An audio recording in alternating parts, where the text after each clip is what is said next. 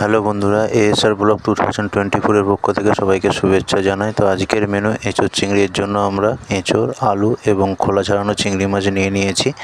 বাড়িতে সহজ উপকরণ দিয়ে এটা বানানো যায়। তো এর জন্য আমরা কড়াই গরম করে তেলটা গরম করে নিয়েছি। তারপরে আমরা কেটে রাখা এঁচোড় এবং আলুগুলোকে কড়াইয়ের মধ্যে তুলে দিয়েছি। খুব সহজে এটা বানাতে পারবেন। তো আমরা এটা দিয়ে নাড়তে থাকলাম। তো নাড়তে নাড়তে তারপরে আমরা এর মধ্যে নুন আর হলুদ গুঁড়ো দিয়ে দিয়েছি। দিয়ে এটাকে বেশ কিছুক্ষণ নাড়বো এবং ভালো করে সেদ্ধ করার জন্য এটাকে আমরা অল্প নেড়ে এটা চাপা দিয়ে দেবো। তো এতে কী হবে, যে আলু এবং এঁচোড়টা খুব ভালো করে সেদ্ধ হয়ে যাবে।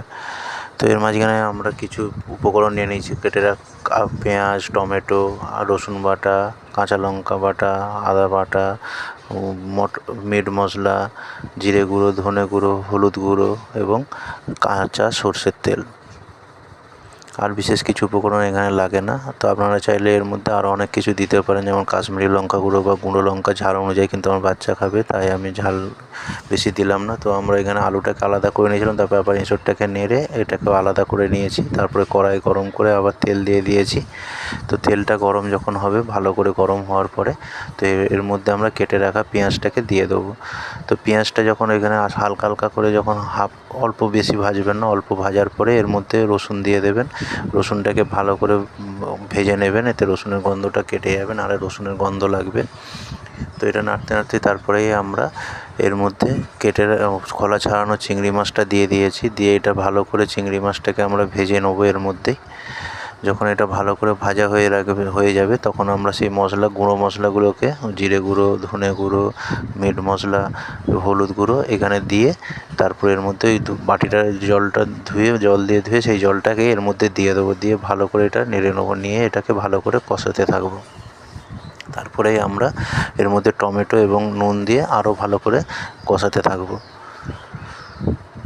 তো দেখছেন খুব সহজে এটা বানানো যায় বাড়িতে, বিশেষ কিছু উপকরণ লাগে না। এবং এই গরমের মধ্যে যাতে রিচ না হয় সেদিকেও আমাদেরকে খেয়াল রাখতে হয়েছে, কারণ বেশি রিচ হয়ে গেলে শরীর খারাপ করবে। তো এর মধ্যে যখন কষাটা মোটামুটি কমপ্লিট হয়ে যাবে, তখন আমরা আদা বাটা এবং কাঁচা লঙ্কা বাটা। তো বন্ধুরা, এটা খুব ভালো করে খেয়াল করবেন, আদা বাটাটা কিন্তু আমরা এখানে দিয়েছি, কারণ আদার একটা আলাদা ফ্লেভার থাকে। তো তারপরে যখন কষানো হয়ে যাওয়ার পরে আমরা এঁচোড় এবং আলুটাকে, সেদ্ধ করে রাখা আলুটাকে দিয়ে ভালো করে নেড়ে চেড়ে আবার একটু সেদ্ধ করে নেবো। এবং তারপরে পরিমাণ মতো জল দিয়ে, এখানে আমরা 2 কাপ জল দিয়েছি, আপনারা চাইলে বেশিও দিতে পারেন বা কম দিতে পারেন। দিয়ে এর মধ্যে ওটাকে ভালো করে নেড়ে নুড়ে আবার চাপা দিয়ে দেবো। চাপা দিয়ে যখন এটা সেদ্ধ হয়ে যাবে, যখন জলটা কমে যাবে, তখন এটা আমরা পরিবেশনের জন্য নামিয়ে নেবো। তো এর মাঝখানে এতে আপনারা অল্প ঘিও দিতে পারেন। তো আমরা কিছুই ব্যবহার করিনি, কারণ যেহেতু আমার বাচ্চা খাবে, তাই ঘরোয়া উপকরণ দিয়ে সিম্পলভাবে এঁচোড় চিংড়ি রান্না করলাম। আপনারা রান্না করুন এবং পরিবারের সাথে আনন্দ করে খান।